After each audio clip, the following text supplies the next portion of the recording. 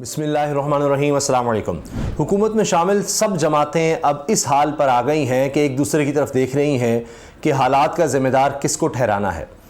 چاہے زرداری صاحب ہوں، مولانا فضل الرحمان صاحب ہوں، نون لیگ ہو، کوئی بھی ہو، وہ ایک دوسرے کی طرف دیکھ رہا ہے، انگلیاں ایک دوسرے کی طرف انہوں نے اٹھانی ہیں۔ فضل الرحمان صاحب کی اگر بات کریں تو ان کا حال یہ ہو چکا ہے کہ ان کا زیادہ ووٹ بینک خیبر پختونخوا میں تھا، اور اس وقت گراؤنڈ سچویشن یہ ہے کہ وہ نوجوان جو تحریک انصاف کے ووٹرز مانے جاتے تھے اور گھروں کے جو بڑے تھے، کچھ یعنی جگہوں پر یہ کہا جاتا تھا کہ جی وہ چلیں، اگر دیکھا جائے تو دیگر جماعتوں کی طرف ہیں، ان میں فضل الرحمان صاحب کی جماعت کی طرف بھی کچھ لوگ ہیں۔ تو اب جو موجودہ حالات ہو گئے ہیں، جو کچھ اس حکومت نے کیا ہے معاشی طور پر، سیاسی طور پر، اخلاقی طور پر، اس کے بعد میں آپ کو بتا رہا ہوں، آپ خیبر پختونخوا میں پتہ کروا لیجئے کہ اب سارے کا سارا خاندان، کیا چھوٹے کیا بڑے، بوڑھے جوان، مرد عورت، سب اب تحریک انصاف کی طرف چلے گئے ہیں۔ یہ میں آپ کو ابھی گراؤنڈ سچویشن بتا رہا ہوں۔ اب ان حالات میں فضل الرحمان صاحب کو سمجھ نہیں آ رہی کہ کیا کرے۔ اب آپ دیکھیں حکومت کیا کہتی ہے۔ حکومت یہ کہتی ہے کہ جناب دیکھیں، یہ تو ایک سال ہمارے لیے بڑا مشکل تھا، ہمیں تو جناب عمران خان صاحب نے چین نہیں لینے دیا، احتجاجی سیاست کی، عدم استحکام پیدا کیا، جبکہ فضل الرحمان صاحب نے خود کہا ہے کہ جی 4 سال ہم نے یہ کام کیا، کہ جی 4 سال احتجاج کیا۔ یہ فضل الرحمان صاحب کی اب سٹیٹمنٹ آئی ہے کہ جے یو آئی نے 4 سال احتجاج کر کے عمران خان کو زمین بوس کیا۔ یہ ہے فضل الرحمان صاحب کی سٹیٹمنٹ، اور اب تو یہ خود کہہ چکے، ماضی میں اگر آپ دیکھیں بلاول صاحب کہتے ہیں جی یہ جو سازش ہے یہ عمران خان کو ہٹانے کی سازش کہیں اور نہیں، یہ بلاول ہاؤس میں تیار ہوئی۔ نون لیگ کہتی ہے جی ہم نے یہ سارا کچھ کیا، فضل الرحمان صاحب کہتے ہیں جی میں نے یہ کیا، کریڈٹ لیتے رہے ہیں کہ جی ہم نے اس کو ہٹایا، ہم نے اس کو ہٹایا۔ لیکن اب جو حالات اس وقت ملک کے ہیں، پاکستان دیوالیہ کی پوزیشن میں ہے، سمجھ نہیں آ رہی کہ کس طرف حالات جانے چاہیے۔ ڈان کی خبر یہ ہے کہ جو آرمی چیف کی ملاقات ہوئی ہے وزیر اعظم سے، اس میں ظاہر ہے کہ جو فوجی عدالتوں کا معاملہ ہے، اس کے ساتھ ساتھ وہ کہتے ہیں جی بجٹ پر جو معیشت کے حالات ہیں اس کے تناظر میں بھی یہ ملاقات کہی جا رہی ہے۔ یہ ڈان کی خبر ہے۔ تو حالات یہاں پر پہنچ گئے ہیں کہ اب ہر میٹنگ میں معیشت کو دیکھا جاتا ہے کہ یہ تو آپ نے تباہ کر دی، برباد کر دیا۔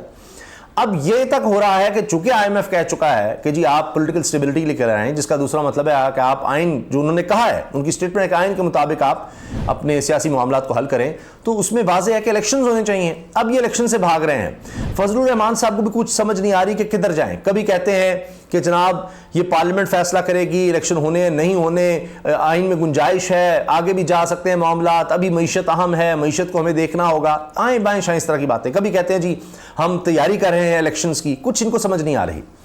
اب آئی ایم ایف کی یہ بات اس لحاظ سے ماننا چاہتے ہیں کہ جناب آئی ایم ایف کے پروگرام کے لیے ضروری ہے، اب یہ والا تو گیا، اگلے پروگرام کے لیے بھی الیکشن ضروری ہیں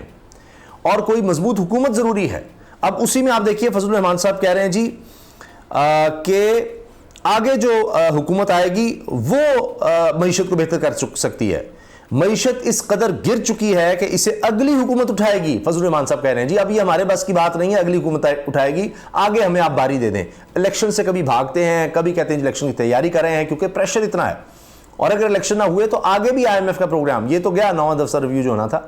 آگے کے لیے اگر آپ نے پروگرام لینا ہے وہ زیادہ سخت شرائط کے ساتھ ہوگا، اور اس صورت میں ہوگا کہ جب آپ فری اینڈ فیئر الیکشنز کروائیں گے۔ اب یہ حال ہو گیا کہ مالیاتی ادارے بھی اس چیز کو دیکھ رہے ہیں کہ آپ نے تو قانون اور آئین کی دھجیاں اڑا دی ہیں۔ جو حکومت آئین پر عمل نہیں کر رہی، جو ان کا دیا ہوا آئین ہے، تو وہ آئی ایم ایف کی شرائط پر کیا خاک عمل کرے گی؟ لہٰذا وہ تو اس طرف یعنی آ ہی نہیں رہے حکومت کی کسی بات کو ماننے کی طرف۔ تو لہٰذا اب سوچا جا رہا ہے جی الیکشنز کروا دیں، اس کے لیے بھی میٹنگز ہو رہی ہیں، لیکن اگر گراؤنڈ ریئلٹی دیکھتے ہیں تو اس میں بڑی مار پڑے گی فری اینڈ فیئر الیکشنز میں، حتیٰ کہ بالکل دیوار سے لگوا دیا تحریک انصاف کو، ختم ہو گئی کہانی۔ ابھی میں دیکھ رہا تھا کہ عمران خان صاحب سے عدالت میں کسی نے کوئی اس طرح کی بات کی کہ جی نمک کی کان ہے ہماری سیاست، اور یہاں ہیرے کو بھی کھا جاتی ہے، اور اس طرح کا کوئی سوال تھا کہ اب آپ کو تو دیکھیے کیا حال ہو گیا، اور لوگ کہتے تھے آپ جیسا آدمی سیاست میں آیا تو کچھ نہیں ہوگا، برباد ہو جائیں گے، یہ ہو جائے گا، وہ ہو جائے گا۔ تو آپ دیکھ لیں آج آپ کے ساتھ وہ ہو گیا ہے کہ یہ سیاستدانوں نے آپ کا کیا کر دیا، سارے لوگ وہی جو ایک خاص سیاسی مائنڈ سیٹ تھا وہ چھوڑ کر چلا گیا آپ کو۔ تو عمران خان صاحب کہتے ہیں کہ جی میں سمجھتا ہوں یہ جو 1 سال گزرا ہے اس میں تو سب سے زیادہ اللہ کا شکر ادا کرنا چاہیے مجھے، یہ ان کے الفاظ ہیں کہ یہ جو 1 سال گزرا ہے اس میں مجھے سب سے زیادہ شکر ادا کرنا چاہیے اللہ کا، اس لیے کہ پتہ لگ گیا کہ کون پارٹی میں ایسا تھا کہ جو کتنا مضبوط ہے، کس لیول کا ہے، کون کس لیول پر ہے، کتنی مشکلات برداشت کر سکتا ہے، کتنے مشکل حالات برداشت کر سکتا ہے، تو اس سے تو میں سمجھتا ہوں کہ بہتر کوئی کام ہی نہیں ہو سکتا تھا۔ تو وہ ہر چیز میں وہ پازیٹیوٹی، اور پھر وہ ساتھ ہی قرآن کا حوالہ دے رہے تھے کہ اللہ تعالیٰ قرآن فرماتے ہیں کہ مشکل کے ساتھ آسانی ہے، تو اب مشکل ہے تو اس کے بعد آسانی آئے گی، تو یہ بات وہ کہہ رہے تھے۔ تو وہ چیزوں کو اس طرح سے لے رہے ہیں۔ اب ان کو یہ لگتا ہے کہ بھائی یہ عمران خان کو ہم کس طرح سے ٹیکل کریں، فری اینڈ فیئر الیکشنز میں تو ہم مارے جائیں گے، یہ ان کے لیے ایک مسئلہ ہے۔ اس لیے کبھی کہتے ہیں جی اچھا ہم چلے جاتے الیکشنز میں، پھر کہتے ہیں اچھا نہیں جانا۔ ادھر راجہ ریاض صاحب کہہ رہے ہیں اپوزیشن لیڈر ہوتے ہوئے کہ جی آئین پر عمل کرنے کی کیا ضرورت ہے، آپ ابھی چلتے رہیں، پھر ہمیں تو آگے یہ بھی نہیں ملنا، اپوزیشن لیڈر بھی نہیں ملنی اگر الیکشنز فری اینڈ فیئر ہو گئے تو۔ یہ ان کے لیے مشکلات ہیں۔ تو ہر کوئی پھنسا ہوا ہے، ہر کسی کو سمجھ نہیں آ رہی کہ کیا کریں، ہر ایک کا ووٹ بینک متاثر ہوا ہے۔ کبھی کہتے ہیں جی ہم نے معیشت کو بڑا سنبھال لیا، ہم نے ریاست کو بچا لیا، جبکہ اب ڈیفالٹ کی باتیں ہو رہی ہیں۔ پھر خود فضل الرحمان صاحب کہہ رہے ہیں کہ جی مشکل حالات میں بڑے زبردست بجٹ دے دیا ہے، بڑے سہولت دی ہے، یہ کیا ہے وہ کیا ہے، پھر کہتے ہیں جی حالات ایسے ہو گئے ہیں کہ جی آگے ہی حکومت دیکھے گی۔ تو تضاد نظر آ رہا ہے، کبھی کچھ کبھی کچھ۔ ان کو خود سمجھ نہیں آ رہی کہ اب یہ اپنی سیاست کا کیا کریں، کس طرح سے بچائیں، اور یہ سب کچھ کرنے کے باوجود اب یہ ہے کہ جال سازی کا، جھوٹ کا ہی سہارا ہے۔ اب ریپبلک پالیسی کو کہنا پڑا ہے کہ جناب یہ جو نون لیگ کی طرف سے جھوٹ بولا جا رہا ہے کہ انہوں نے ایک سروے ان کا دکھا دیا جو ان کا نہیں تھا، جس میں دکھایا جی مسلم لیگ نون بڑی آگے ہے جناب، ادھر تو جناب باقی جماعتیں بڑی آگے، عمران خان تو بہت پیچھے ہے۔ لیکن انہوں نے پھر حقیقت دکھائی، انہوں نے کہا جی یہ جو سروے دکھایا جا رہا ہے ہمارا یہ سروے نہیں ہے، یہ جعلی ہے۔ حقیقت یہ ہے، انہوں نے وہ سروے بھی دکھا دیا ہے کہ ہم نے جو سروے کیا تھا اس میں تحریک انصاف بہت آگے نظر آ رہی ہے، 64% عمران خان کو لوگ ووٹ دیتے نظر آ رہے ہیں خیبر پختونخوا میں، اور 18% نظر آ رہے ہیں فضل الرحمان صاحب کے ساتھ، 5% نون لیگ ہے، 4% جماعت اسلامی ہے، 3% پیپلز پارٹی، اور 3% عوامی نیشنل پارٹی، اور باقی جماعتیں 3%۔ تو آپ یہ اندازہ لگائیں کہ اب ان کو بتانا پڑ رہا ہے کہ جھوٹ ذرا کم بولیں، جال سازی کم کریں۔ اس کے علاوہ آپ یہ دیکھیے کہ ایک اور مشکل اب نون لیگ کے لیے کھڑی ہو گئی ہے کہ عطا تارڑ کے خلاف سخت قانونی کارروائی کا آغاز کر دیا گیا ہے۔ عطا تارڑ کے خلاف قانونی کارروائی کا آغاز چیئرمین تحریک انصاف کی ہدایت پر کیا گیا۔ چیئرمین تحریک انصاف کے وکیل بیرسٹر ابوذر سلمان خان نیازی نے عطا تارڑ کو 10 ارب روپے ہرجانے کا نوٹس بھجوا دیا۔ عطا تارڑ سے ہرجانے کے طور پر ملنے والی رقم شوکت خانم کو دی جائے گی، شوکت خانم ہاسپٹل کو، اور قانونی نوٹس کے ذریعے چیئرمین تحریک انصاف الزام تراشی پر عطا تارڑ کا 15 روز میں غیر مشروط معافی مانگنے کی ان کو مہلت دی گئی ہے۔ اور انہوں نے چونکہ الزام لگایا کہ جی کوئٹہ میں جو وکیل صاحب کا قتل ہوا ہے وہ جی عمران خان نے کروایا ہے، تو یہ جھوٹا الزام، اور اس پر اب ان کے خلاف کارروائی کے لیے ان کو نوٹس بھجوا دیا گیا ہے۔ ایک اور مسئلہ یہ آ گیا ہے کہ اب پی ٹی آئی کی بڑی ضرورت پڑ گئی ہے حکومت کو، اور وزیر مملکت برائے خزانہ کہہ رہی ہیں عائشہ صاحبہ کہ P T I P D M میں اتفاق رائے کی ضرورت ہے۔ اب فضل الرحمان صاحب تو نام نہیں سننا چاہتے پی ٹی آئی کا،